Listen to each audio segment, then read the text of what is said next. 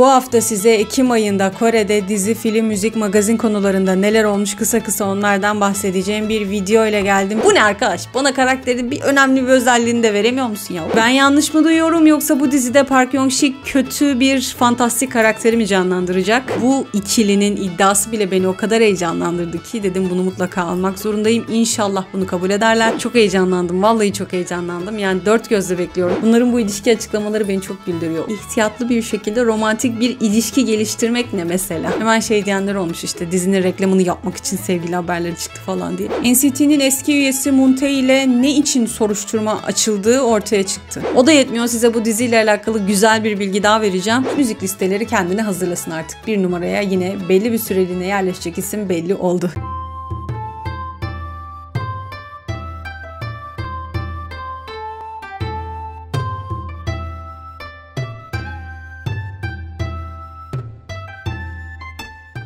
Merhaba arkadaşlar, Zandos'una hoş geldiniz. Ben Sümeyye Saraç. Yepyeni bir haftada, yepyeni bir haber bülteniyle daha karşınızdayım. Bu hafta size Ekim ayında Kore'de dizi, film, müzik, magazin konularında neler olmuş kısa onlardan bahsedeceğim bir video ile geldim. Çok fazla haber var, çok fazla şey olmuş. Birçok dizi haberi, comeback haberi, onun haricinde farklı haberler de mevcut. O yüzden lafı uzatmayalım. Haydi hemen haberlerimize geçelim. Ne yazık ki üzücü bir haberle başlıyoruz bu haber bültenine. The Glory dizisinin yıldızı Park Ji-hye hayatını kaybetti. Henüz 52 yaşında beyin enfarktüsü hastalığı sebebiyle hayatını kaybettiği açıklandı Park Ji-hye'nin. 30 Eylül sabahı bir medya kuruluşu Park Ji-hye'nin vefatını bir yakınının cümleleriyle açıklamış. Demiş ki yakın zamanda geçirdiği beyin enfarktüsü nedeniyle bayıldı ve hastanede bununla mücadele ediyordu ancak maalesef iyileşemedi ve hayatını kaybetti demiş. Günün ilerleyen saatlerinde Park Ji-hye'nin ajansı Billions'da resmi bir açıklamayla oyuncunun vefat haberini doğrulamış.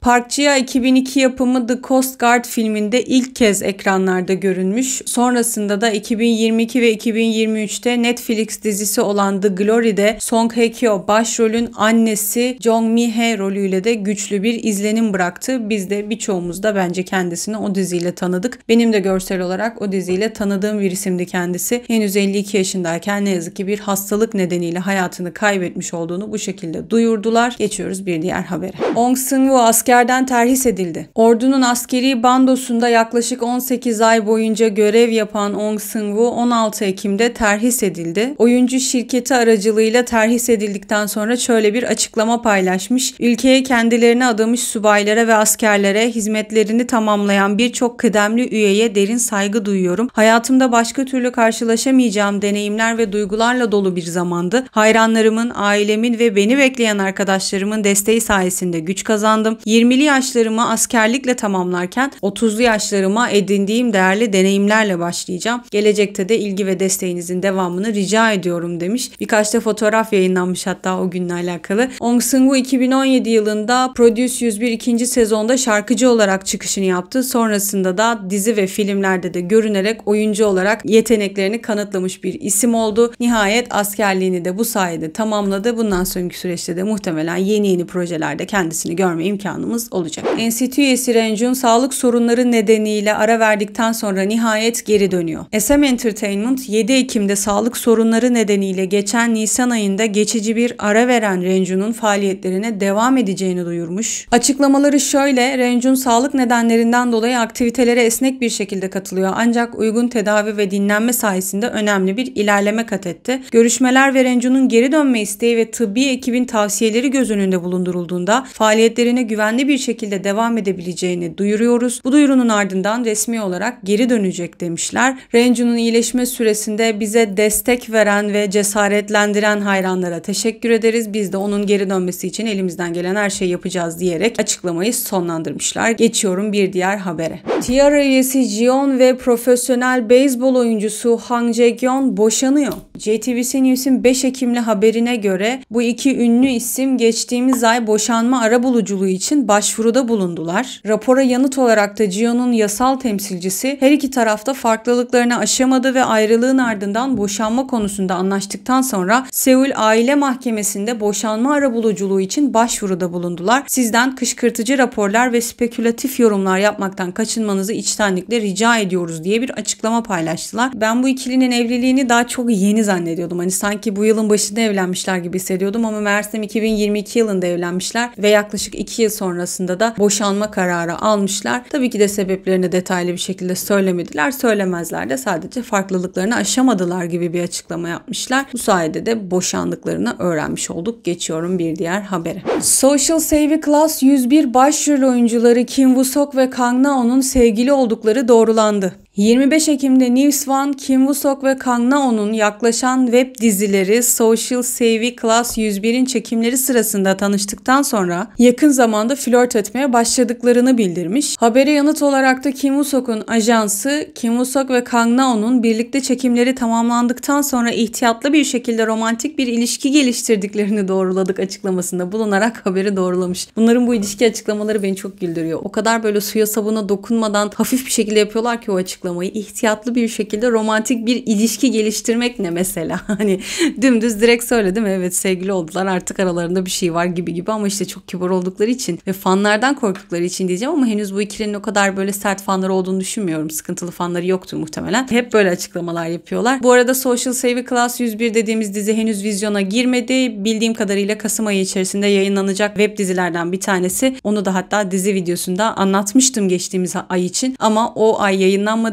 Kasım ayına sarkmış gördüğüm kadarıyla. Kasım ayındaki dizi videosunda tekrardan anlatacağım kendisini. Bu şekilde başrol ikilisinin de sevgili oldukları duyurulmuş. Bu internette birazcık denk geldi. Bir iki yerde yorumları okumak istedim. Hemen şey diyenler olmuş, işte dizinin reklamını yapmak için sevgili haberleri çıktı falan diye. Geçiyorum bir diğer habere. NCT'nin eski üyesi Moontae ile ne için soruşturma açıldığı ortaya çıktı. Bu ayın 7'sinde doğrulanan habere göre Moontae ağırlaştırılmış yarı tecavüz suçundan dolayı polis soruşturması altına alındı. Şarkıcı Seul Bangbe Polis Karakolu'nda sorgulandı ve ardından 12 Ağustos'ta Seul Merkez Bölge Savcılığına transfer edildi. Savcıların henüz Moon'u çağırmadığı belirtilmiş. Haziran ayında iki tanıdığıyla birlikte sarhoş bir kadına cinsel saldırıda bulunmakla suçlanıyorlar. Suçlamadan 2 ay sonra da 28 Ağustos'ta sorguya çağrılıyorlar. Moontae'nin bu suç ortaklarının hiçbirinin kamu figürü olmadığına inanılıyor demişler. Muhtemelen tanıdık isimler değiller diyorlar. Ağırlaştırılmış yarı tecavüz dediğimiz şeyi de açıklayayım size. Herhangi bir silahla silahlanmışken veya 2 veya daha fazla kişiyle birlikte hareket ederek aciz veya direnemeyen bir kurbana karşı tecavüz etmeyi içeriyormuş bu suç. Suçlamalar onaylanırsa Moontae, cinsel suçlar ve diğer suçların cezalandırılması yasasının 4. maddesi 1. bölümü uyarınca en az 7 yıl hapis veya müebbet hapisle karşı karşıya kalacakmış. SM de Taeil'in polise ifade vermesinin ardından resmi bir açıklama yaparak Taeil'in böyle bir cinsel suça karıştığını doğruluyor ve konuyu ciddiyetinin farkında olarak artık grup faaliyetlerine devam edemeyeceği sonucuna vardık ve Taeil ile görüştükten sonra takımdan ayrılmaya karar verdi demişler. Zaten Taeil'in gruptan ayrılması yeni bir haber değil. Daha suçlamaların ne olduğunu öğrenmeden öncesinde biz Taeil'in gruptan ayrıldığını öğrenmiştik. SM hemen bu açıklamayı yapmıştı. Benim de kanalda bununla alakalı bir videom var ama o videonun içeriğinde bu haber yok çünkü o zamanlar bu haber daha ortaya çıkmamıştı. Ben de sadece Twitter'da dönen dedikoduları anlatmıştım o videoda ama çok farklı şeyler oldu, ortaya çıktı. O videoyu da izlerseniz zaten bu anlattığım haberle bambaşka bir içerik olduğunu, bambaşka bir dedikodu döndüğünü görmüş olursunuz. Ama hiç fark etmiyor. İkisinin de içeriği çok çirkin. İkisinin de sebebi çok çirkin. Sarhoş bir kadına tecavüz etmek gibi iğrenç bir suç işlemişler. O yüzden de umuyorum hak ettikleri cezayı sonuna kadar alırlar. Geçiyorum bir diğer habere. Geldik dizi haberlerine. Ben normalde herhangi bir dizinin oyuncuları onaylanmadıkça, netleşmedikçe bunu bu haber bültenlerine almamaya çalışıyorum ama bu ikilinin iddiası bile beni o kadar heyecanlandırdı ki dedim bunu mutlaka almak zorundayım. İnşallah bunu kabul ederler. Kabul ederlerse çok mutlu olarak izleyeceğim bu diziyi. Sevgili dostlarım, Son Ye-jin ve Ji Chang-wook yeni bir dizide bir araya gelebilir. 24 Ekim'de sektör temsilcileri iki yıldızın 2003 yapımı Untold Scandal filminin Netflix drama yeniden yapımı olan Skandal dizisinde rol alacağını bildirmiş. Bu habere yanıt olarak da Son Ye-jin'in ajansı Netflix'in Skandal dizisi için bir oyuncu seçimi teklifi aldı ve inceliyor demişler. Ji Chang-wook'un ajansı da aynı şekilde teklifin geldiğini ama henüz sonuçlanmadığını, netleşmediğini açıklamış. Bu aslında 2003 yapımı olan Untold Scandal dedikleri filmde bir Fransız romanından uyarlanmış. O da Choson Hanedanlığı'nda geçen tarihi bir filmmiş aslında Untold Scandal. Şimdi de bunun dizi versiyonunu Netflix için çekmeyi planlıyorlarmış. Başrollerinde Ji Chang-wook ve Son Ye-jin konuşuluyor. İnşallah kabul ederler. İkisi de çok çok sevdiğim oyuncular. Dizinin çekimlerine de Mart 2025 tarihinde başlanması planlanıyormuş. Vallahi ben çok heyecanlandım. İnşallah kabul ederler de biz böyle bir ikiliye aynı dizinin içerisinde izleme şansına ulaşabiliriz. Choi Daniel'ın Jun So-min'le partner olacağı onaylandı. Choi Daniel, Jun So-min, Gong Min-jong ve Jang Hee-ryong yakında yayınlanacak olan I'm Ji-sung Again Today dizisinde rol alacak. Dizi nişanını aniden bozan bekar bir kadın olan Ji Sung-yee'nin hikayesini anlatacak. Yeni aldığı evinin kredisini ödemek için mücadele ederken yeni bir şehirde geçimini sağlamaya çalışan, zorluklarla karşılaşan ve çeşitli yarı zamanlı işlerde çalışan bir kadının hikayesi olacakmış bu. Bu arada dizinin ismi de Ji-sung, hani I'm Ji-sung Again Today, karakterin ismi de Ji-sung. Böyle bir kelime oyunu yapmışlar aslında. Korece'de de özür dilemek Chaesong gibi bir kelime ya hani. Orada böyle bir özür dilemek, aynı zamanda başrol kadının ismi falan gibi böyle bir kelime oyunuyla oluşturmuşlar dizinin ismini. Choi Daniel da dizide zeki bir boşanma avukatını canlandıracakmış. Dizi 5 Aralık'ta KBS Joy ve Netflix aracılığıyla yayınlanmaya başlayacak demişler. Yayınlanmaya başlayacaksa eğer bu dizinin çekimlerinin çoktan başlamış olması gerekiyor. Dizinin çekimleri başladıysa eğer zaten oyuncuların da çoktan netleşmiş olması gerekiyor. Şimdi bu sondaki cümle benim birazcık kafamı karıştırdı ama yeni haberler çıkmış olduğu için ben de bunu yeni bir habermişçesine sizinle paylaşıyorum. Yani muhtemelen yeni bir haber olarak paylaşıldı bu. İnternette zaten o şekilde dönüyor ama çoktan birçok şeyin netleşip hatta çekimlerinin başlamış olması gerekiyor ki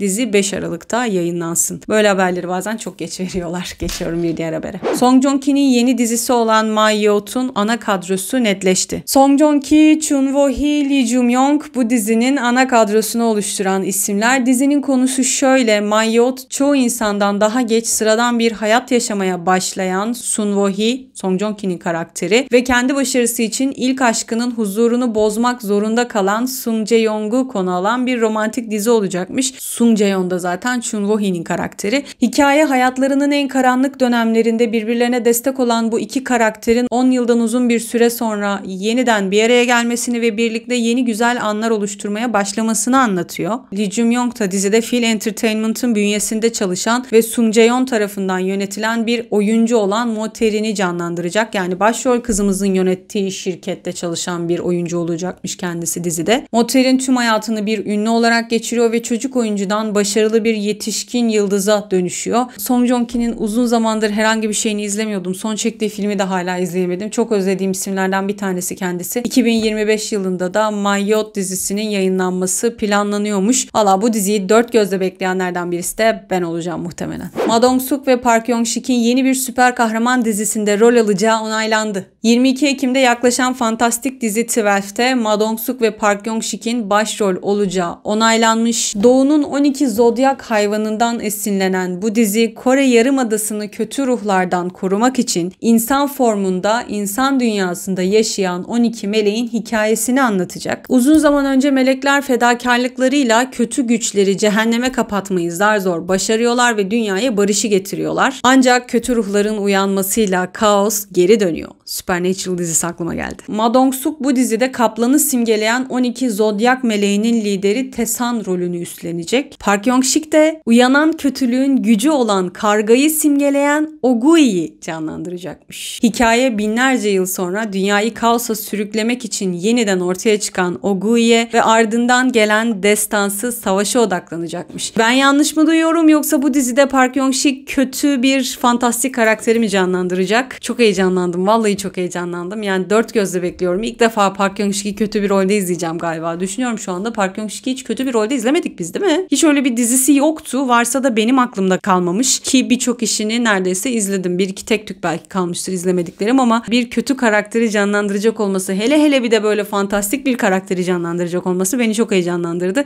Üstelik burada rakibi de Ma Dong-suk. O da çok deli bir oyuncu bu arada. Çok sağlam bir oyuncu o da. Hollywood'a falan açılmayı başarmış bir oyuncu. O da yetmiyor, size bu diziyle alakalı güzel bir bilgi daha vereceğim. Daha öncesinde Soyunguk'la maymunu simgeleyen meleği canlandırması için görüşmelerde bulunmuşlar. O da yetmemiş. Ji Chang-wook'un da o 12 melekten birisi için düşünüldüğü bildirilmiş. Valla çok heyecan verici. İnşallah Soyunguk'la Ji Chang-wook da bu rolleri kabul eder. Muhtemelen bu iki önemli oyuncu 1 bölüm 2 bölümlük oyuncular da olabilir ama hiç önemli değil. Ben çok seviyorum böyle gerçekten. Her bölümde farklı birini izlediğimiz dizileri. Çok keyifli geliyor bana öyle diziler. Bu dizide öyle olacak gibi görünüyor. Tabii ki bu benim tahminim sadece. Her türlü Park Hyung-sik ve Ma Dong-suk'u birlikte böyle bir dizide izleyecek olmak heyecan verici olacak. Bu diziyi kötü yapabilecek tek bir şey var. O da o fantastik öğeleri, işte görselleri falan kötü yapacak olmaları. İnşallah çok özen gösterirler. İnşallah hikayeyi de, kurguyu da, fantastik kısımları da çok güzel bir şekilde yaparlar da izlemesi çok keyifli bir iş çıkar ortaya. Olur da bir de Soyunguk ve Ji Chang-wook da dahil olursa işte o zaman yemede yanında yat bir proje olur bu dizi. Son olarak 12'in gelecek yıl yayınlanması planlanıyor diye de bir bilgi vermişler. Hadi hayırlısı, dört gözle bekliyoruz biz de bu diziyi. Kang Han-il ve Go Min-si yeni bir dizide bir araya gelecek. 17 Ekim'de Kang Han-il, Go Min-si, Kim Shin-rong ve Yoo Soo-bin'in birlikte yaklaşan Your Taste dizisinde rol alacağı açıklandı. Farklı geçmişlere ve yemek felsefelerine sahip olan ve lezzet şehri Jeonju'da birlikte küçük bir restoran işleten Kang Han-il ve Go Min-si'nin hikayesini anlatacakmış. Gerçek isimlerini söyledim ama tabii ki de karakterlerin isimleri farklı. Han Bom-woo ve Mu Yeon-ju'nun hikayesini anlatacakmış. Kang Han-il, Seul'de 1. sınıf bir restoran işleten büyük bir gıda şirketinin varisi olan ve lezzete hiç ilgi duymayan Han Bom-woo rolünü üstlenecekmiş. Yanlış anlamıyorsam buradan gördüğüm kadarıyla böyle sıkıcı, itici, donuk, soğuk bir tip olacak. Kang Han-il de böyle bir rolde izlediğimi çok hatırlamıyorum. Bu da güzel olacak gibime geldi. Go Min-si de uzak bir bölgede bulunan ve tabelası bile olmayan tek masalı bir restoran işleten, lezzete takıntılı bir şef olan Mu Yeon-ju'ya dönüşecekmiş. Kim Shin-rong popüler bir gukbap restoranının az çalışanı, bir Kore yemeği gukbap. Jin Myung-suk'u canlandıracakken Yoo Soo-bin de kasabada tanınan olgunlaşmamış Shin Chun-song'u canlandıracakmış. Böyle saçma sapan karakter tanımlarına da hastayım ya. Kasabada tanınan olgunlaşmamış bilmem kim bilmem kim. Bu ne arkadaş? Bana karakterin bir önemli bir özelliğini de veremiyor musun ya? Böyle bir dizi gelecekmiş sevgili dostlar. Your Taste'in de yine diğer diziler gibi 2025'te vizyona girmesi bekleniyormuş. Zaten şurada 2024'de ne kaldı ki? Benim yine hoşuma giden bir dizi oldu bu. Daha doğrusu konusu hoşuma gitti. Merakla bekliyorum onu da. Kang Han-il'i epeydir izlemiyordum. Çok da özledim. Çok da severim onun oyunculuğunu izlemeyi. Geçelim artık comeback haberlerine. Twice 2024'ün sonunda geri dönecek. 21 Ekim'de Twice Aralık ayında 14. mini albümleri Stratejiyle geri dönme planlarını resmen duyurdu. Ayrıca 6 Aralık'ta yayınlanması planlanan Strateji şarkısının farklı versiyonları için bir teaser fotoğrafı ve birkaç albüm ön izlemesi yayınlanmış. A-Pink 4 yıl sonra ilk tam grup konserini verecek. A-Pink'in şirketi 17 Ekim tarihinde A-Pink 21-22 Aralık'ta Seul'deki KBS Arena'da 7. grup konserini düzenleyecek açıklamasını yapmış. Üyeler de bu konserle alakalı heyecanlarını dile getirmişler. Bu yılki yıl sonu konserimizde özenle hazırlanmış sahnelerin yer aldığı hayranlarımıza özel bir Noel hediyesi sunacağız demişler. Bu konser A-Pink'in 2020'deki son konserleri Welcome to Pink World'dan bu yana 4 yıl aradan sonra verdikleri ilk tam grup konseri olacak ve aynı zamanda da Son Na'nın 2022 yılında gruptan ayrılmasının ardından 5 üyeli bir grup olarak da yapacakları, verecekleri ilk konser olma özelliğini taşıyormuş.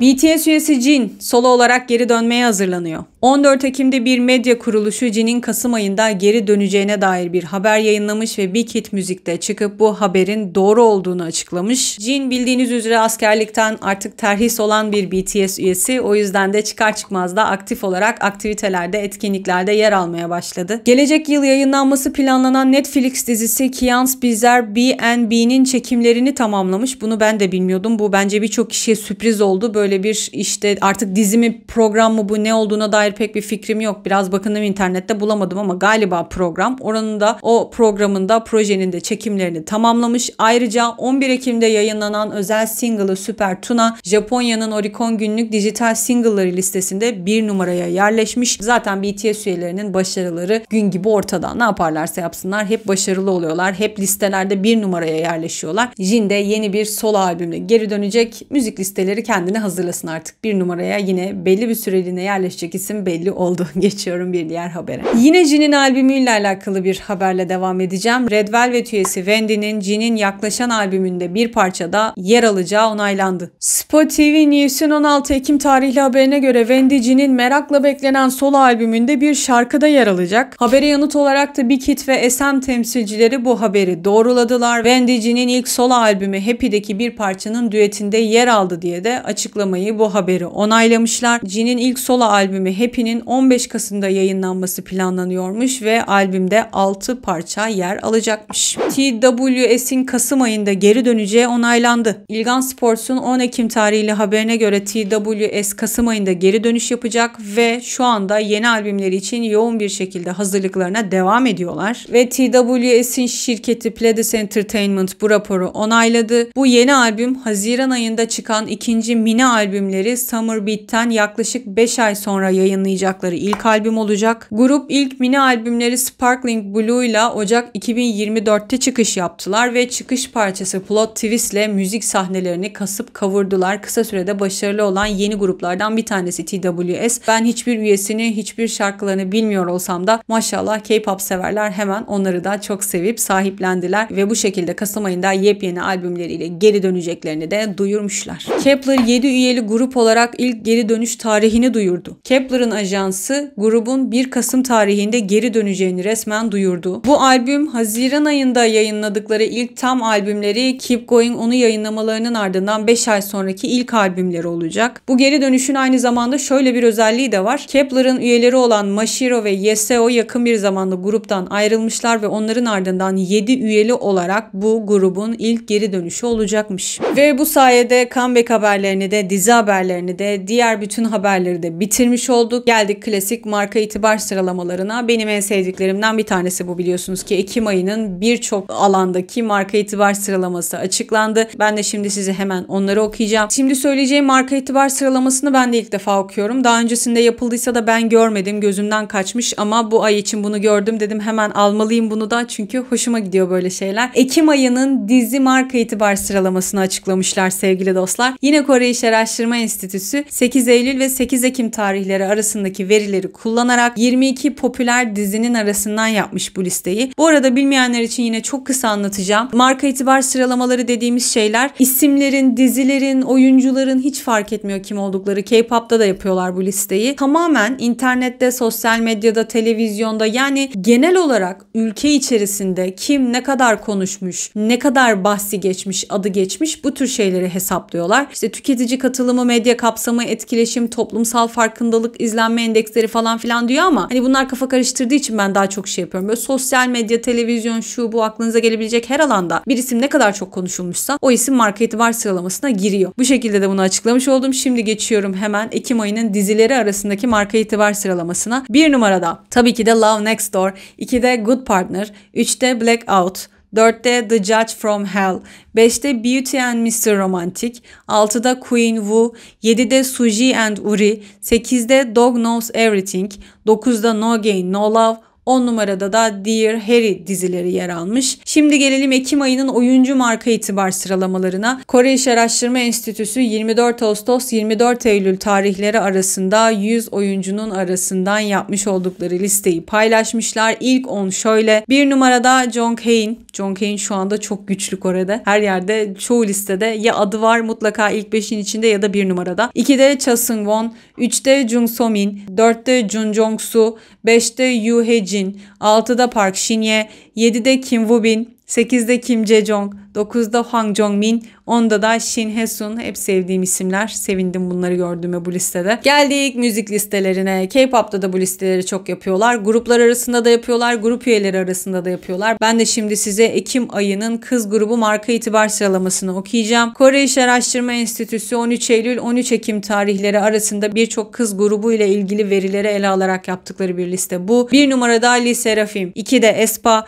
3'te IVE, 4'te Blackpink, 5'te 50-50, 6 Twice, 7 G-Idol, 8 Red Velvet, 9 Girls' Generation, Onda da Mamamoo varmış arkadaşlar. Şimdi bunun bir de erkek versiyonu var. Ekim ayının erkek grubu marka itibar sıralaması açıklandı. Kore İş Araştırma Enstitüsü 12 Eylül 12 Ekim tarihleri arasında erkek grupları arasında yaptıkları listeyi açıkladılar. 1 numarada Seventeen, 2'de BTS, 3'te TWS, 4'te Stray Kids, 5'te Boy Next Door, 6'da SHINee, 7 ENHYPEN, 8 Zero Base One, 9 2PM, 10'da da The Boys grubu varmış. Geldik son 2 listeye. Onlar da artık üyeler arasındaki marka itibar sıralaması. Ekim ayının kız grubu üye marka itibar sıralaması ile başlayacağım. Kore İş Araştırma Enstitüsü 20 Eylül 20 Ekim tarihlerinde 680 kız grubu arasında yaptılar bu analizi. İlk 10 şöyle. 1 numarada Blackpink üyesi Jennie, 2'de aespa Karina, 3'te IVE üyesi Jang Won-young, 4'te Blackpink üyesi Lisa, 5'te Mamamoo Hasa, 6'da aespa Winter, 7'de IVE üyesi An Yujin, 8'de Girls' Generation'dan Taeyeon, 9'da Signatures'tan Jewon, 10'da da Blackpink üyesi Rosie var. Son olarak Ekim ayı erkek grubu üye marka itibar sıralamasında okuyacağım. Hemen Kore İş Araştırma Enstitüsü 19 Eylül 19 Ekim tarihleri arasında 730 erkek grubu üyesinin katılımıyla yaptı bu listeyi. İlk 10 şöyle. 1'de Astro üyesi Cha Eun-woo, 2'de Wanawan Kang Daniel, 3'te BTS üyesi Jin, 4'te BTS üyesi Jimin, 5'te EXO üyesi Baekhyun, 6'da BTS'ten Jungkook, 7'de Wanawan'dan Park Ji-hoon, 8'de Seventeen üyesi Jonghan, 9'da NCT üyesi Doyoung, 10 numarada da Rise üyesi Wonbin varmış sevgili dostlar. Bu şekilde haber bültenini de marka itibar sıralamalarında size okumuş oldum. Bir haber bülteni videosunun da sonuna geldim. Umuyorum memnun kalmışsınızdır. Umuyorum beğenmişsinizdir. Es geçtiğim, atladığım haberler mutlaka vardır ama zaten ben de içlerinden daha çok konuşulanı, popüler olanı, bilinenleri toplamaya çalışıyorum. Hepsini alsam zaten bu haber bülteni videolarının içinden çıkamam. Teşekkür ediyorum beni izlediğiniz için. Videoyu beğendiyseniz alt kısımdan beğeni tıklamayı, kanala hala abone değilseniz abone olmayı lütfen unutmayın. Yepyeni haftalarda yepyeni videolarla görüşmek üzere. Hoşça kalın.